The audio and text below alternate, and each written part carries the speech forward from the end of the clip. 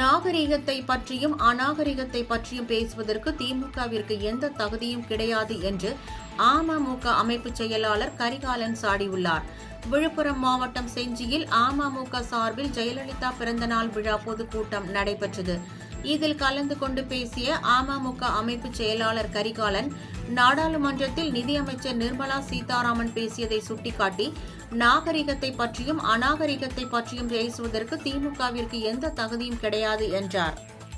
ஒரு பெண்ணினுடைய சேலையை பிடித்து இழுத்து ஒரு பெண்ணை என்னென்ன வார்த்தைகள் சொல்லக்கூடாத அந்த வார்த்தையெல்லாம் சொல்லி அநாகரிகமாக இங்கே நமது மாவட்ட செயலாளர் சொல்லும் போது சொன்னார், அநாகரிகமானவர்கள் திமுகவினர் என்று. இதைத்தான் கடந்த வாரம் நாடாளுமன்றத்தில் கூட்டம் நடக்கின்ற பொழுது தமிழ்நாட்டு இந்தியாவினுடைய நிதியமைச்சராக இருக்கக்கூடிய நிர்மலா சீதாராமன் அவர்கள் சொல்லும் பொழுது பேசும்போது சொன்னார், நாகரிகத்தை பற்றியும் அநாகரிகத்தை பற்றியும் பேசுவதற்கு திமுகவிற்கு எந்த தகுதியும் கிடையாது.